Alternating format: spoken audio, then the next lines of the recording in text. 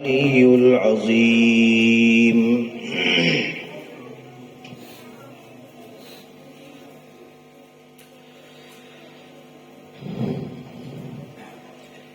محترم بھائیوں، بزرگوں اور دوستو،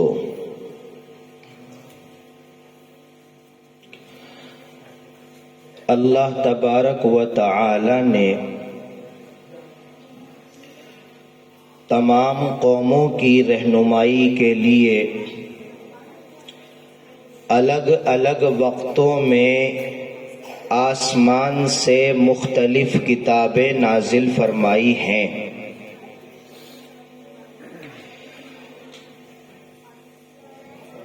1,24,000 انبیاء علیہم السلام دنیا میں تشریف لائے ہیں۔ جناب محمد الرسول اللہ صلی اللہ تعالی علیہ وسلم کے علاوہ باقی دیگر انبیاء علیہم السلام کو بھی آسمان سے کچھ بڑی اور چھوٹی کتابیں دی گئی تھیں، جیسے حضرت موسیٰ علیہ السلام کو توریت عطا کی گئی، حضرت عیسیٰ علیہ السلام کو انجیل عطا کی گئی، حضرت داؤد علیہ السلام کو زبور عطا کی گئی۔ اس کے علاوہ حضرت ابراہیم، حضرت اسماعیل، حضرت شیس، حضرت ادریس علیہم السلام اور ان کے علاوہ بھی بہت سارے انبیاء کو کچھ چھوٹی چھوٹی کتابیں دی گئی تھیں، جن کی تعداد تقریباً 100 ہے۔ اس طرح قرآن کریم کے علاوہ آسمان سے 103 کتابیں اور نازل کی گئی تھی، اور ان کتابوں کو نازل کرنے کا مقصد اللہ تبارک و تعالی کا صرف ایک تھا، وہ یہ کہ وہ قوم جس قوم کے پاس کتاب آئی ہے وہ ہدایت کے راستے پر چل کر کے اپنے آپ کو جہنم کی سزا سے بچا لے، جنت کا مستحق بنا لے۔ ان قوموں میں جن لوگوں نے اپنے نبی کی بات مانی، اپنے اوپر نازل کی ہوئی کتاب پر ایمان رکھا، اس کے مطابق عمل کیا، ہمیں قرآن کریم یہ بتاتا ہے کہ اللہ نے ایسے لوگوں کے لیے جنت میں ٹھکانہ بنا دیا ہے۔ اور جن قوموں نے ان کتابوں پر ایمان نہیں رکھا، اپنے انبیاء کی باتوں کو نہیں مانا، اللہ کے احکام کو ٹھکرایا، اللہ تبارک و تعالی کے دین اور شریعت کی نافرمانی کی، تو ان لوگوں کے بارے میں قرآن کریم ہمیں یہ بتاتا ہے کہ اللہ تبارک و تعالی کا غصہ ان پر ایسا نازل ہوا ہے کہ کسی قوم کو اللہ نے پانی کے طوفان سے ہلاک کیا، کسی قوم کو اللہ نے آسمان سے آگ برسا کر کے ہلاک کیا، کسی قوم کو اللہ تعالی نے تیز چیخ اور پکار سے ہلاک کیا۔ اس طرح سے قوموں کو ملیا میٹ کیا گیا ہے جنہوں نے اپنے نبی کی اور اپنے اوپر نازل کی ہوئی کتابوں کی باتوں کو نہیں مانا ہے۔ ساری قوموں کے آخر میں، ساری امتوں کے آخر میں یہ امت آئی ہے جسے امت محمدیہ کہا جاتا ہے۔ ہم جتنے لوگ ہیں وہ سب امت محمدیہ میں شامل ہیں۔ نبی پاک صلی اللہ تعالی علیہ وسلم کے امتی ہیں، ان کے نام سے منسوب ہو کر کے ہم امت محمدیہ کہلاتے ہیں۔ ساری قومیں دنیا میں آ کر کے چلی گئیں، آج دنیا کے اندر جتنے انسان بستے ہیں، چاہے مسلمان ہوں، چاہے ہندو ہوں، چاہے یہودی ہوں، چاہے سکھ ہوں، چاہے عیسائی ہوں، بدھسٹ ہوں، جینی ہوں، کمیونسٹ ہوں، کسی بھی مذہب سے تعلق رکھتے ہوں، آج کی دنیا میں بسنے والے سارے انسان نبی صلی اللہ علیہ وسلم کی امت کہلاتے ہیں۔ یہ جو آخر میں امت محمدیہ ہے، اس امت محمدیہ کی ہدایت اور رہنمائی کے لیے اللہ تبارک و تعالی نے آسمان سے قرآن کریم کو نازل کیا۔ قرآن کریم خود اپنے بارے میں کہتا ہے ان ھذا القرآن یہدی للتی ہی اقوم۔ یہ قرآن کریم اس راستے کی طرف رہنمائی کرتا ہے، وہ راستہ دکھاتا ہے جو سب سے زیادہ بہتر، سب سے زیادہ عمدہ اور سب سے سیدھا راستہ ہے، جو سیدھا جنت تک لے کر کے جاتا ہے۔ بھائی ان بچوں کی آوازوں کو بند کروائیے پہلے، یہ بچے شور بہت کر رہے ہیں۔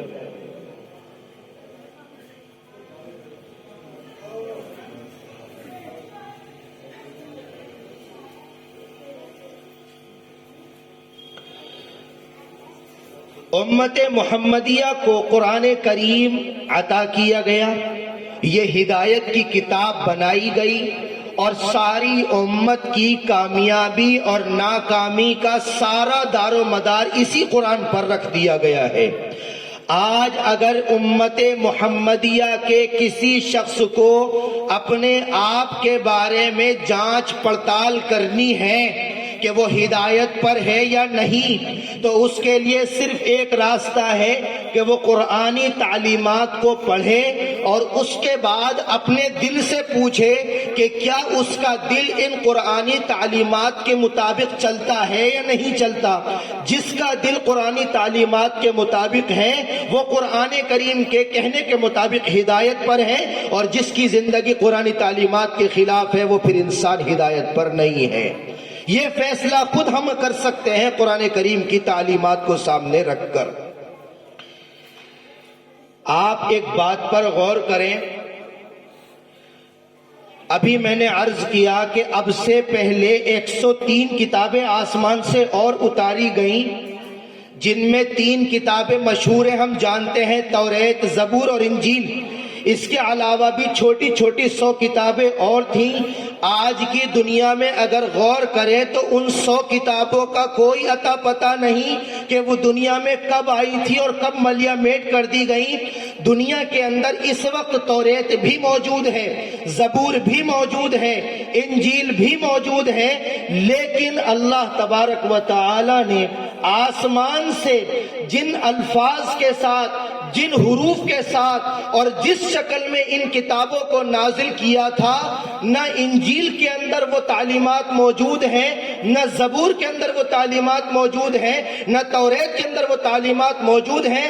زمانہ بدلتا چلا گیا تو توریت کے اندر بھی بدلاؤ کر دیا گیا، انجیل کے اندر بھی تبدیلی کر دی گئی اور زبور کے اندر بھی تبدیلی کر دی گئی، لیکن قرآن کریم جو سب سے آخر میں نازل ہوا ہے، ہم سب جانتے ہیں کہ قرآن کریم کو دنیا میں آئے ہوئے 14,500 سال کا عرصہ گزرا ہے۔ قرآن کریم اللہ کے نبی پر جن الفاظ کے ساتھ نازل ہوا تھا، جن حروف کے ساتھ نازل ہوا تھا، جن نقطوں کے ساتھ نازل ہوا تھا، جن زبر زیر پیش کے ساتھ نازل ہوا تھا اور جس شکل و صورت میں نازل ہوا تھا، الحمدللہ ثم الحمدللہ آج تک قرآن کریم ہو بہو اسی شکل کے اندر جو کا تو محفوظ ہے۔ نہ اس کے زبر کو زیر بنایا گیا، نہ اس کے پیش کو زبر بنایا گیا، نہ کسی حرف کی جگہ پر دوسرا حرف رکھا گیا، نہ کسی لفظ کی جگہ پر دوسرا لفظ رکھا گیا۔ آسمان سے قرآن بھی اترا تھا، آسمان سے وہ دیگر کتابیں بھی اتری تھی، اتنا بڑا فرق کہ وہ کتابیں یا تو ختم ہو گئیں یا باقی ہیں تو اپنی اصلی حالت پر باقی نہیں، لیکن قرآن کریم جیسا اترا ویسا آج تک باقی ہے۔ وجہ کیا ہے؟ وجہ یہ ہے کہ اللہ تبارک و تعالی نے قرآن کریم میں اور دیگر آسمانی کتابوں میں 2 وجہوں سے فرق رکھا۔ ایک فرق یہ کہ وہ ساری کتابیں ایک متعین وقت کے لیے نازل ہوئی تھی، وہ لائف ٹائم کے لیے دنیا کے اندر نہیں آئی تھی، ایک خاص زمانہ، ایک خاص علاقہ اور ایک خاص وقت وقت ان کتابوں کے لیے متعین کر دیا گیا. جب تک ان کتابوں کا وقت باقی رہا وہ کتابیں باقی رہیں. جیسے جیسے ان کا زمانہ ختم ہوتا گیا وہ کتابیں اپنی اصلی حالت سے مٹتی چلی گئیں اور ایک زمانہ وہ آیا کہ یا تو دنیا کے اندر وہ باقی نہ رہ سکی یا اگر باقی رہی تو اپنی اصلی حالت پر باقی نہیں رہی. لیکن قرآن کریم کو اللہ تبارک و تعالی نے جس دن سے نازل کیا ہے اس دن سے لے کر قرآن کریم قیامت کے آنے تک کے لیے نازل کیا گیا ہے. قرآن کریم کے بعد آسمان سے نہ کوئی دوسری کتاب اب تک اتری ہے نہ قیامت تک اترنے والی ہے. اسی لیے قرآن کریم نے اعلان کیا تھا اِنَّا نَحْنُ نَزَّلْنَا الذِّكْرَ وَإِنَّا لَهُ لَحَافِظُونَ. قرآن کریم ہم نے اتارا ہے تو جب تک دنیا رہے گی تب تک قرآن رہے گا اور اس قرآن کریم کی حفاظت کوئی انسان نہیں خود اللہ تبارک و تعالی کرے گا. ساری کتابیں مٹ گئیں لیکن قرآن نہیں مٹ سکا. دوسری وجہ یہ تھی کہ ان کتابوں کو محفوظ کرنے والے افراد دنیا کے اندر دستیاب نہیں تھے. جن انبیاء پر کتابیں نازل ہوئیں ان انبیاء کو وہ کتابیں یاد تھیں یا ان کے علاوہ گنے چنے چند لوگوں کو وہ کتابیں یاد تھیں. مگر قرآن کریم کو اتارنے کے بعد اللہ تبارک و تعالی نے اس کی حفاظت کا انتظام یہ کیا ہے کہ قرآن کریم صرف نبی صلی اللہ علیہ وسلم کے سینے تک محدود نہیں رکھا بلکہ آپ کو حکم دیا گیا کہ نبی جو آپ کو بتایا جا رہا ہے وہ اگلے لوگوں تک پہنچا دیجئے. یا ایھا الرسول بلغ ما انزل الیک من ربک. اللہ کی طرف سے جو قرآن آپ کو نازل کیا جا رہا ہے وہ آپ اپنے تک محدود نہ رکھیں دوسرے لوگوں تک پہنچائیں. نبی صلی اللہ علیہ وسلم نے عادت شریفہ اپنائی. آپ قرآن کریم حضرت جبرائیل امین سے سنتے تھے. صحابہ کرام کو بلاتے تھے ان کے سامنے قرآن کریم کی آیات کو سنا دیا کرتے تھے. بہت سے صحابہ نے حفظ یاد کی بہت سے صحابہ نے وہ قرآن کریم کی آیات اپنے پاس لکھ کر محفوظ کی. تو قرآن کریم کی حفاظت کا بندوبست اللہ تبارک و تعالی نے یہ کیا کہ قرآن کریم کو نبی صلی اللہ علیہ وسلم تک محدود نہیں رکھا گیا بلکہ امت کے ایک ایک فرد تک قرآن کریم پہنچایا گیا ہے. اور آج الحمدللہ ایک نہیں دو نہیں 100 نہیں 1000 نہیں اربوں خربوں ایسے انسان دنیا کے اندر آ چکے اور ابھی بھی موجود ہیں جن کے سینوں میں قرآن کریم کے 30 پارے حرف بحرف الحمدللہ موجود ہیں. تو دنیا ایک بار نہیں 1,00,000 بار بھی اگر قرآن کریم کو بدلنے کی کوشش کرے گی تو بدل نہیں سکتی.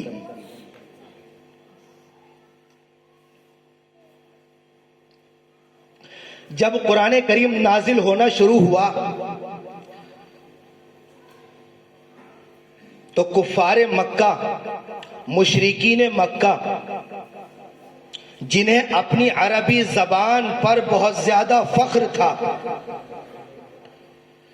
جنہیں اپنی عربی زبان پر بہت زیادہ ناز تھا جو عربی زبان کو سامنے رکھ کر اپنے آپ کو زبان داں کہتے تھے اور باقی ساری دنیا کو گونگا سمجھا کرتے تھے. آپ جانتے ہیں عربی زبان میں 2 لفظ آتے ہیں. ایک لفظ ہے عربی دوسرا لفظ ہے عجمی. اہل عرب اپنے آپ کو زبان والا سمجھتے تھے. اپنی عربی زبان پر اتنا فخر تھا کہ وہ یہ سمجھا کرتے تھے کہ جو سعودیہ عربیہ جزیرۃ العرب کا باشندہ ہے وہ تو زبان والا ہے. اس کے علاوہ جو باہر کا آدمی ہے چاہے وہ ہندوستان کا ہو امریکہ کا ہو ایران کا ہو یا کسی ملک کا رہنے والا ہو اگر اس کے پاس عربی نہیں ہے تو وہ عجمی ہے. عجمی عربی زبان میں گونگے کو کہا جاتا ہے. تو میں اور آپ اہل عرب کی زبان میں گونگے ہیں. انہیں اپنی عربی زبان پر اتنا فخر اور اتنا ناز تھا کہ اپنے مقابلے میں ساری دنیا کو گونگا گرداننا ان کے لیے ایک آسان بات تھی. اس موقع پر قرآن کریم نازل کیا گیا اسی معاشرے کے اندر نازل کیا گیا جو معاشرہ اپنے آپ کو عربی سمجھتا تھا اہل زبان سمجھتا تھا. قرآن کریم آسمان سے نازل ہونا شروع ہوا.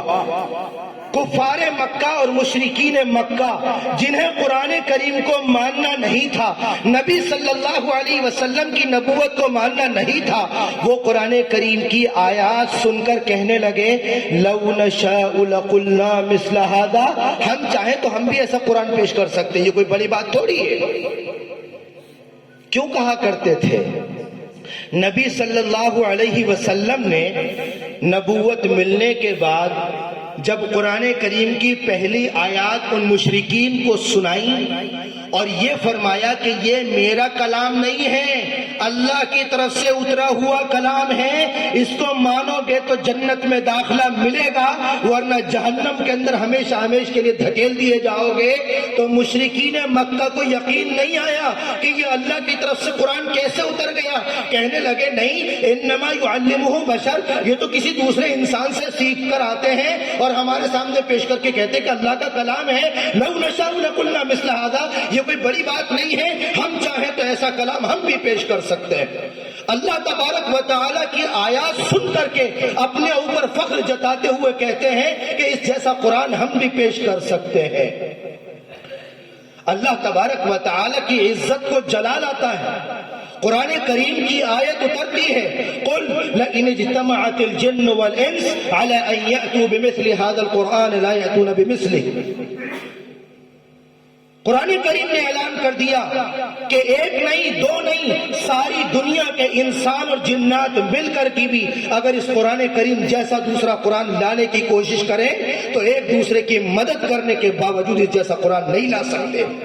اہل عرب کو چیلنج کر دیا گیا کہ تمہیں اپنی زبان پر فخر ہے اور یہ کہتے ہو کہ ہم اس جیسا قرآن لا سکتے ہیں، تو چیلنج ہے تمہیں لا کر کے دکھاؤ، تمہارے اندر دم ہو تو اس جیسا قرآن پیش کر کے دکھاؤ۔ لیکن اہل عرب کو یہ جسارت نہیں ہو سکی کہ قرآن کریم جیسا دوسرا قرآن لا سکے۔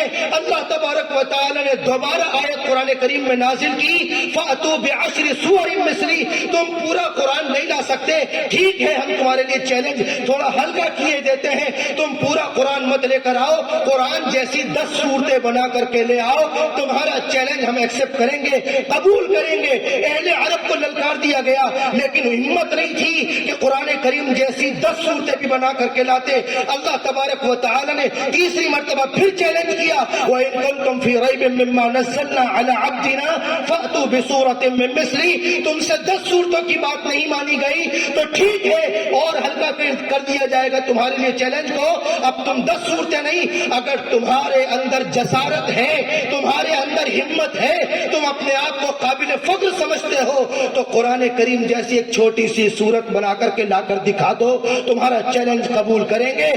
قرآن کے اس چیلنج کو بار بار سننے کے باوجود بھی کسی ایک مشرک کے اندر، کسی ایک کافر کے اندر یہ ہمت نہ ہو سکی کہ قرآن کریم جیسی ایک آیت بھی بنا کر کے لا کر دکھاتا۔ اسی زمانے کے کفار میں ایک کافر تھا عتبہ ابن ربیعہ۔ عتبہ ابن ربیعہ کی زبان پر سارے مکے والوں کو فخر تھا، سب لوگوں نے عتبہ سے کہا کہ تیری زبان تو ہماری زبان میں سب سے زیادہ اچھی ہے، تو قرآن کریم کی ایک آیت کا جواب لکھ دے، کم سے کم ہمارا چیلنج تو پورا ہوگا۔ عتبہ ابن ربیعہ نے بات کو مانا اور قرآن کریم کی جو سب سے پہلی سورت سورہ فاتحہ ہے اس کی پہلی آیت اس کو دے دی گئی الحمدللہ رب العالمین، اور یہ کہا گیا عتبہ سے کہ جتنا وقت چاہے لگا دو، جتنا چاہے خرچہ کر ڈالو، الحمدللہ رب العالمین جیسی ایک آیت بنا کر کے لا کر کے دکھا دو۔ عتبہ ابن ربیعہ کو ایک گھر کے اندر بند کر دیا گیا، سارے کھانے پینے کے انتظامات کر دیے گئے، ساری چیزیں اس کو مہیا کرا دی گئی، اور ایک لمبے عرصے تک عتبہ ابن ربیعہ یہ کوشش کرتا رہا کہ الحمدللہ رب العالمین جیسی ایک آیت بنا کر کے پیش کر دے۔ ایک لمبے عرصے کے بعد جب اس کے گھر میں جا کر کے دیکھا تو معلوم ہوا کہ جتنے لکھنے پڑھنے کے ساز و سامان تھے سب گھر کے اندر تتر بتر پڑے تھے۔ عتبہ سے لوگوں نے پوچھا کیا ہوا؟ کہتا ہے کہ الحمدللہ رب العالمین جیسی ایک آیت بنانے کا تم نے مجھ سے کہا، میں لکھتا ہوں، آیت کو قرآن کی آیت سے ملاتا ہوں، فٹ نہیں بیٹھتی، میری آیت میں کمی نکل جاتی ہے، پھاڑ کے پھینک دیتا ہوں، دوبارہ لکھتا ہوں، پھر کمی نکلتی ہے، اس کو پھاڑ کے پھینک دیتا ہوں۔ سالوں سال کا عرصہ عرصہ گزر گیا، الحمدللہ رب العالمین جیسی ایک آیت عتبہ ابن ربیعہ جیسا کافر بھی بنا کر کے پیش نہیں کر سکا۔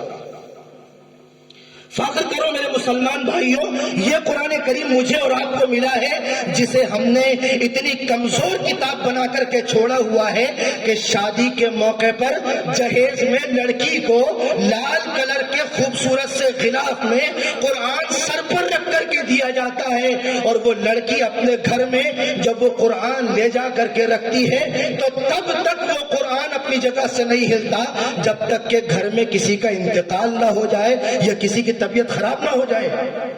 ہم نے اس قرآن کریم کو ان موقعوں کے لیے اختیار کیا ہوا ہے۔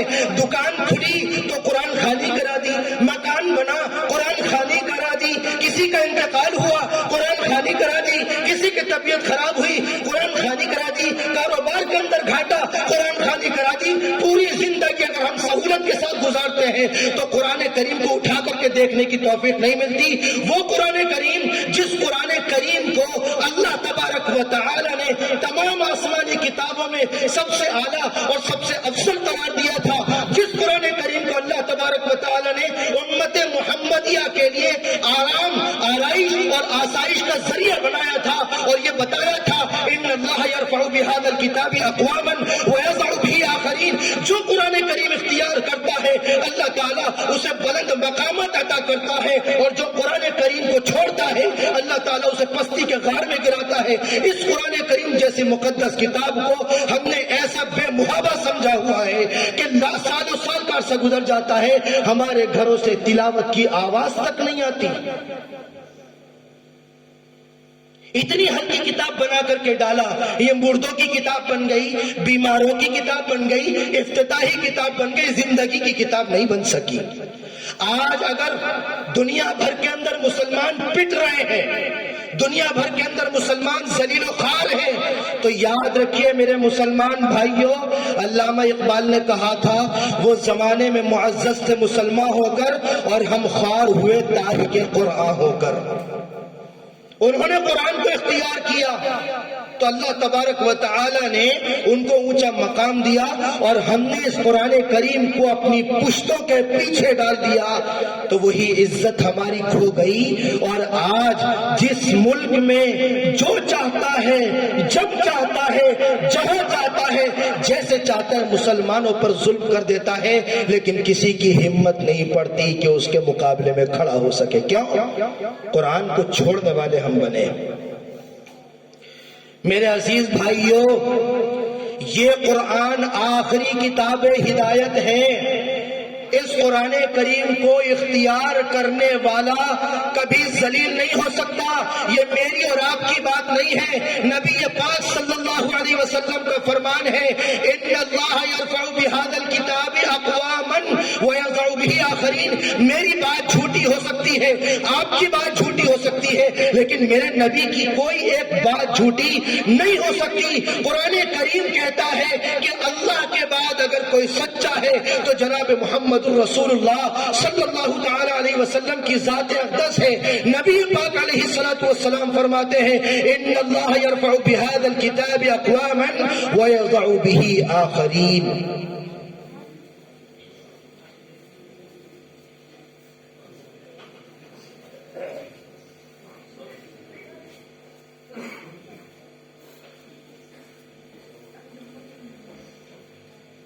اس اعلان پر غور کیجئے، اللہ کے نبی کا فرمان ہے ان اللہ یرفع بہذا الکتاب اقواما ویضع به آخرین۔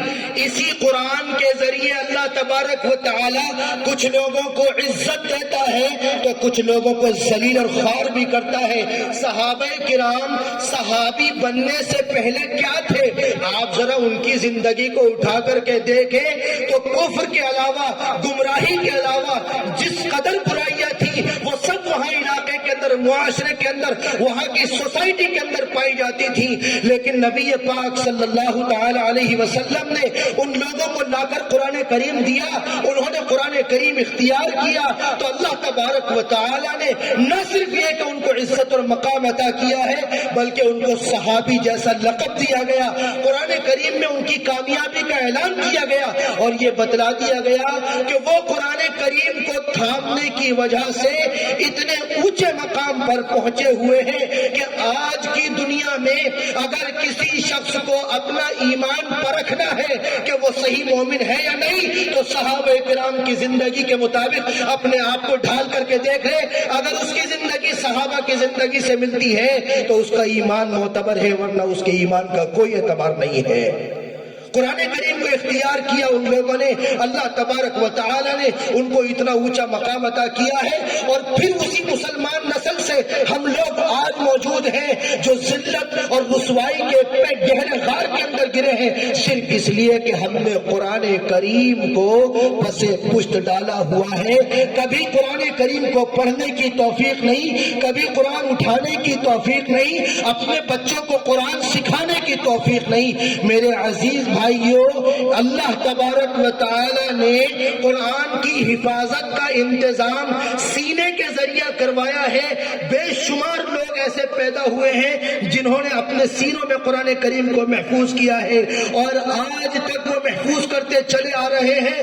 تو یاد رکھیے، جس بچے کو یا جس بڑے کو اللہ تبارک و تعالی نے قرآن کریم کے محفوظ کرنے کے لیے قبول کیا، یہ اس کے لیے بہت بڑی خوش نصیبی اور خوش بختی کی بات ہے۔ لیکن افسوس ہے ہماری سوسائٹی پر کہ مولانا صاحب کے پاس جاتے ہیں تو کہتے ہیں جی بچہ اسکول میں چل نہیں رہا تھا اس لیے آپ کے پاس ڈال کے جا رہا ہوں۔ وہ کوڑا تھا جو بچہ مولانا صاحب کے پاس ڈال دیا گیا۔ کبھی اس بارے میں ہم نے غور نہیں کیا؟ اسکولوں کی تعلیم دلاتے وقت، کالج اور یونیورسٹیوں کی تعلیم دلاتے وقت اگر ہمیں ڈونیشن اور رشوت دینے کی نوبت آ جائے تو 1000 اور 2000 روپے نہیں، 1,00,000-2,00,000 روپے خرچ کرنے میں بھی ہمیں کوئی ہچکچاہٹ نہیں ہوتی۔ لیکن مولانا صاحب کے پاس اگر بچہ حفظ کرنے جائے تو کہتے جی بچے کو ڈال دیا۔ جس معاشرے کے اندر قرآن اور قرآن پڑھنے والے کی یہ وقعت ہو، وہ معاشرہ کبھی عزت حاصل کر پائے گا؟ آج ہماری رسوائی، ہماری ذلت اور پستی کا سبب یہ ہے کہ ہم نے قرآن کریم کو ایک حقیر بے وقعت چیز سمجھا ہوا ہے۔ نہ گھروں سے تلاوت کی آواز آتی ہے، نہ ہمارے گھروں میں بچے قرآن کریم کے سیکھنے والے بچے ہیں۔ آج اگر میں چھوٹی سی بات آپ سے عرض کروں تو دل پر لگے گی، اس وقت پوری دنیا کے اندر علم دین کے اندر لگنے والے مسلمانوں کی تعداد 0.5% ہے۔ غور کیجئے اس بات پر، اربوں مسلمانوں میں علم دین سے جڑے ہوئے مسلمانوں کی تعداد 1% بھی پوری نہیں، 0.5% ہے، جبکہ اسکول اور کالج یونیورسٹیوں میں پڑھنے والے مسلمانوں کی تعداد 60% ہے، 60%۔ جس معاشرے میں علم دین کو اتنی کمزور ترین چیز سمجھا جائے کہ اس کی کوئی حیثیت نہ ہو، اس کی کوئی وقعت نہ ہو، اس کا کوئی ادب و لحاظ نہ ہو، جس معاشرے کے اندر علم دین سے بچوں کو اور بڑوں کو نہ جوڑا جائے، جس سوسائٹی کے اندر قرآن کریم کی تعلیم سے اپنے بچوں اور بڑوں کو آراستہ نہ کیا جائے، میرے عزیز بھائیوں، وہ معاشرہ کبھی نہ ترقی کر سکتا ہے، نہ عزت اور سربلندی حاصل کر سکتا ہے۔ عزت اور سربلندی حاصل کرنے کا صرف واحد راستہ ہے، اور وہ ہے قرآن کریم سے اپنے آپ کو جوڑنا۔ خوش نصیب ہے وہ حضرات جن کے بچوں نے قرآن کریم کو حاصل کیا ہے، ناظرہ حاصل کیا، حفظ حاصل کیا، اور خوش نصیب ہے وہ بچے جن کے پاس قرآن کریم جیسی دولت آئی ہے۔ ان کو حقیر مت سمجھو، کل قیامت کے دن مجھے اور آپ کو جنت میں لے جانے والے یہی چھوٹے چھوٹے ننھے مننے بچے قرآن کریم کو اٹھانے اور حاصل کرنے والے بچے ہوں گے۔ معلوم ہے کہ جب کل قیامت کے دن حافظ قرآن کو بلایا جائے گا تو کہا جائے گا کہ اپنے گھر والوں میں سے 10 ایسے لوگوں کو جنت میں اپنا ہاتھ پکڑ کر لے جاؤ جن پر جہنم میں جانے کی مہر لگ چکی ہوگی۔ یہ بچے کل قیامت کے دن کے لیے ہمارا آسرا ہے۔ ہماری امید ہے، ہمارا سہارا ہے، تو یاد رکھیے دنیا کے اندر اگر ان کو حقارت کی نگاہ سے دیکھا گیا، اگر ان کو کمزرفی کی نگاہ سے دیکھا گیا، تو کہیں ایسا نہ ہو کہ آخرت میں یہی ہماری بربادی کا سبب بن جائے۔ اس لیے قرآن کریم جیسی عظیم دولت کو اختیار کرنے کی ضرورت ہے، ساری امت کو اختیار کرنے کی ضرورت ہے، اپنے بچوں کو حفظ قرآن، ناظرہ قرآن کرانے کی بھی ضرورت ہے، خود بھی قرآن کریم کو صحیح حروف کے ساتھ پڑھنے کی ضرورت ہے، بچوں کی بھی ضرورت ہے، بڑوں کی بھی ضرورت ہے کہ قرآن کریم کی تعلیم حاصل کر کے اور قرآن کریم کی تلاوت کا، قرآن کریم کو سیکھنے کا، قرآن کریم کو سکھانے کا انتظام کیا جائے۔ نبی پاک صلی اللہ تعالی علیہ وسلم فرماتے ہیں خیرکم من تعلم القرآن وعلمہ، تم میں سب سے بہتر انسان اور سب سے شاندار مسلمان وہ ہے جس نے قرآن سیکھا اور دوسرے لوگوں کو سکھانے کی کوشش کی۔ جو بچے قرآن سیکھیں، جو بچیاں قرآن سیکھیں اور سیکھنے کے بعد وہ دوسروں کو سکھانے کا بندوبست کریں، تو وہ نبی صلی اللہ علیہ وسلم کی نگاہ میں اس دنیا کے اندر بسنے والی ساری مخلوقات میں سب سے اعلیٰ اور افضل ہیں۔ ایسے بچوں کو حقیر سمجھنا ہماری بربادی کا سبب بن سکتا ہے۔ خود بھی قرآن کریم کی تعلیم کا انتظام کریں، اپنے بچوں کو بھی تعلیم دلانے کا انتظام کریں، وقت نکال کر اپنے گھروں میں، اپنی دکانوں میں، اپنے کاروبار میں قرآن کریم کی تلاوت کا بندوبست کریں۔ ضروری نہیں ہے کہ 2 پارے اور 3 پارے پڑھے جائیں۔ اللہ نے اگر ہمیں توفیق دی کہ 5 منٹ کا ہمارے پاس وقت ہے تو 5 منٹ میں ہم 1 آیت، 2 آیت، 1 رکوع، 2 رکوع پڑھ سکتے ہیں۔ یقین جانیے اگر قرآن کریم کی تلاوت کا اپنے گھروں میں، اپنی دکانوں میں، اپنے مکانوں میں، اپنے کاروبار کی جگہوں پر انتظام کیا گیا تو اس کی نورانیت اور اس کی برکتیں انشاءاللہ ثم انشاءاللہ ہم اپنی آنکھوں سے اترتے ہوئے دیکھیں گے۔ ورنہ یاد رکھیے آپ قرآن کریم کو چھوڑیں، میں قرآن کریم کو چھوڑوں اور پریشانیوں میں مولانا صاحب کے پاس تعویذ لینے جائیں، میں قسم کھا کر کہہ سکتا ہوں اس تعویذ سے کوئی نفع نہیں ہو سکتا ہے۔ جو لوگ قرآن کو چھوڑتے ہیں، جو لوگ دین کو چھوڑتے ہیں، جنہیں نماز کی توفیق نہیں، جنہیں طہارت کی توفیق نہیں، وہ مولانا صاحب کے تعویذ سے کیا کامیابی حاصل کر پائیں گے؟ یاد رکھیے تعویذ ہو یا کوئی بھی چیز ہو وہ کام تب کرتی ہے جب انسان کا تعلق اللہ سے ہو، اور انسان کا تعلق اللہ سے انہی چیزوں کے ذریعے ہوگا۔ قرآن کریم کو اختیار کیا جائے، نمازوں کی پابندی کی جائے، دین پر چلنے کو اختیار کیا جائے، دنیا کے مقابلے میں دین کو ترجیح دی جائے، دنیا کو ہمیشہ پیچھا رکھا جائے، تو انشاءاللہ کامیابی ملے گی، ترقی ملے گی، عزت ملے گی، سربلندی ملے گی، کامیابی ملے گی، اور گھروں کے اندر خیر و برکتیں نازل ہوں گی۔ اللہ تعالی ہم سب کو عمل کی توفیق عطا فرمائے۔ وآخر دعوانا ان الحمد